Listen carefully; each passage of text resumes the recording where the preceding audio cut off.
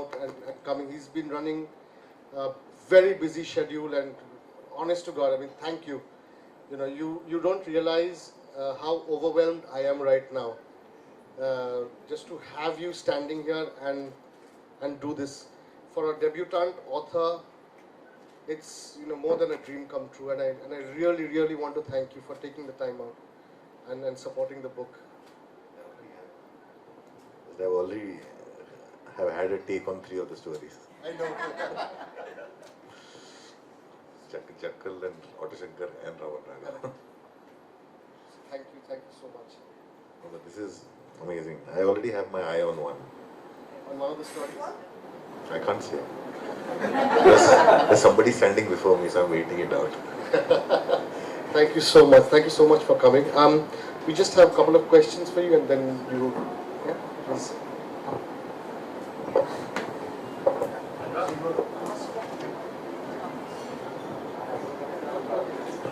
Check. Okay.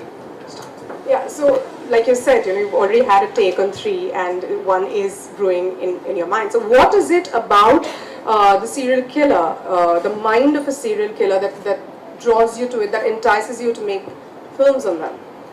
It's always the inexplicable. You don't understand what makes them the way they are. And that's what is very interesting, because it's almost like you can't make sense of it. The most incredible thing is you just cannot make sense to it. The logic, the intelligence, no kind of reasoning works there. It just is. And that is what is scary about them. But when it's a piece of non-fiction and then when you have to fictionalize it, what are the challenges that you face when you have to fictionalize something that has already happened and something so macabre? No, you don't need to fictionalize it, but the thing is sometimes the circumstances force you to fictionalize it. Because I genuinely believe that the truth is stranger than fiction. It is. Because fiction still is created from a mind that is still trying to think when it's within its limited capacity. No, but I've seen Panch, and I've seen it. Panch was inspired by the Jekyll case. But by so how did you fictionalize that? That is because when I was writing Panch, and I was working on the Jekyll case, I was told you can't make a film without music. My first film, so I was like, okay, fine, I'll make them a boy band. And so the serial killers became musicians. But was that the only fictional part? It's not that. Even the music band thing was not fictional. It was also based on the band called Greek, which existed at that time, and it was based on their struggle with the system, trying to do what they were doing in the rock scene, which was an underground band. So I took 2 different stories and married them together. When I was writing Raman Raghav, what you're saying is that it doesn't make sense at all. Sense. Raman Raghav's story is. Yeah, Raman Raghav, the real story is. Yeah, where do you even begin? It's one of its kind. The original Raman Raghav story. It's not like Otto-Shankar or not like anything else, which still has some kind of a motivation. Yeah. You know, the Raman Raghav story is very strange, and nobody wanted me to make that film, so I made Raman Raghav 2.0. But the thing is, we still borrowed some elements from the original Raman Raghav. With his sister relationship, everything we borrowed from the original story. Yeah, because it was just one guy who came, nobody knew about. My thing is like, if I can't make that, then I'll do something else. But I kind of invoked Raman Raghav to address a lot of other things that were surrounding us. AB, so when I read AB's stories, his writing is extremely visual, sucks you into that world. How difficult was it? Was it a natural progression from Southern India? What were the challenges that you faced when you were writing? Okay, so I think when you're talking about the visual element of the stories, it was a very deliberate attempt. The stories are set across different eras, right, of India. I wanted to get that visual sense of the reader being present over there. Yeah, even the language keeps changing. If you read Thak Behram, which is from the 1800s. I think the only one that stands out from is Thak Behram. I said, how did you put in Thak Behram in this, which is, all of them are more now. Yeah. And Thak Behram is from the 1800s, yeah. So I read up Captain Sleeman's account. Captain Sleeman was the one who actually brought an end to the Thuggy movement. And they introduced new laws. And deceivers, like, Yeah. Shashi Kapoor on, Yeah, on yes, the story. yes, yeah. So I wanted it to be very visual and screenplay like. So when you're reading it, you should be able to see, smell the blood, almost. I just wanted to read out a passage. I think my book is somewhere here. Yeah, thank you. I've marked it. I've done homework.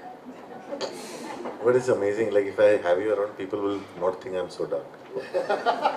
Not at all. So this is just a little passage from Thak Behram. Also, Thak Behram, I wanted to make it very filmy. Thak Behram is a story from the 1800s, so a lot of it is taken from reports and all of that. But a lot of them is also imaginary scenes, because I don't know what Thak Behram actually did, in a sense that there are no day-to-day accounts of his life, right? So this is Thak Behram, just a small passage I'll read out. The caravan moved silently through the night. The clanging of the bells around the necks of the bullocks pulling the canopied carts was the only sound that could be heard. Around 15 men and women were traveling to a nearby village to attend a wedding. Fatigue was clawing at their bodies. They had been on the road for the past 8 hours. How much further do we need to travel to reach the village? One of the men asked. Or 10 kos, replied an old man, the senior-most person in the group. The cry of a jackal sliced through the night. The animal was nearby. The men grew alert, lifting their torches to see if they could spot the wild animal. Suddenly, the leader of the caravan halted his cart and put up his hand, signaling the others to do the same. Men, arm yourselves, he yelled. 2 of the 7 men in the party pulled out daggers from their kamarbands. They were carrying these to protect themselves, having heard about a dangerous group of dacoits prowling in the area. But what they saw instead was one of the victims. In the middle of the road lay a man who was groaning in pain. They left me for dead. They robbed me of everything. Water. Please give me some water. The men helped him lean against the wheel of one of the carts. After drinking his fill, he narrated his story. His name was Sukram, and he had been traveling with his wife. They were headed to a nearby village. He was poor and hence traveling by foot. A gang of dacoits pounced on him, looting everything, including his wife. At this point, he broke down. The travelers, they were shocked. One of them gathered his courage and asked, was it him? Sukram looked up and whispered, as if he were too afraid to even say the name out loud. Yes, it was him. Thak Behram. At the mention of the name, a shudder ran through the crowd. The women inside the caravan who had been eavesdropping began crying. How did you manage to live? He kills everyone, a young man asked. Sukram got up slowly and said, how can Behram kill his own self? He let out a scream of a jackal, and as he said this, out of the dark forest some fierce-looking men appeared. They were bearded and red-eyed. With a blood-curdling cry, they lunged at the travelers who were no match for the dacoits. Within minutes, a hush fell upon the caravans. So I tried to be as, visual as possible, and so. But what it left me as a reader when I was going through, through the book was. I was shit scared. Yeah. It just scared the daylights out of me. Like, it was like, you pull, you just took the bull by the horns and said, this is a parallel universe, and they're out there, and this you need. Was that conscious to shroud your reader with a pall of fear? If we call it a parallel universe, it's a mistake. It's our universe.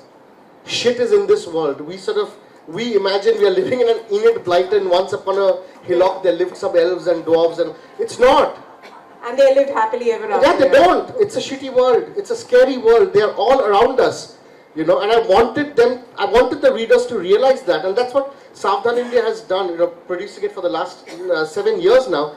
I realized that people seem to say, the bad always happens to other people. It can never happen to me, and that is completely a misnomer, because it can happen to you, and I really wanted to make the readers scared. Yeah, I mean, I keep breaking the fourth wall. If you read the story, you'll realize I keep directly talking to the reader, saying, guard your children. They are not safe. There's a story of Darbara Singh. He was a migrant killer, right? So he just killed migrant children. He just used to take kids, rape them, kill them, and as a parent, I was really scared, you know, and so I write it over there in the book saying, please, if you're sleeping with your children tonight, hug them tight, because they are safe and sound beside you, you know. हमारे ज़माने में we could go out and play. No, I'm saying if you go by the data, the number of children that disappear is so Yeah. much more, and nobody knows where they're gone. Where they're gone. You know, हमारे time पे we used to go out and play in the gully and no one bothered. You know, we could just play. And now you can't even let your child out in the, you know, in the gully or in the compound. You don't know if they're going to come back or not. Yeah. It's true. It's true. Ironically, a lot of cases also happened in the 70s and like you know when we. No, happened in the there were a 70s, lot of 80s. 90s and even the last 10 years.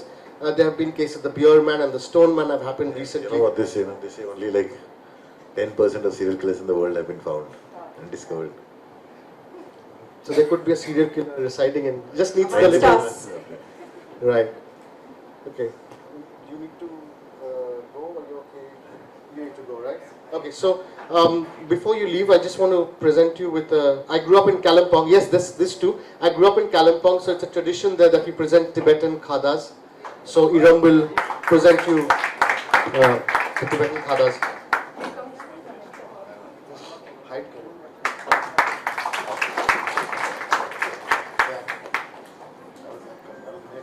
I know you're in Jalpaiguri.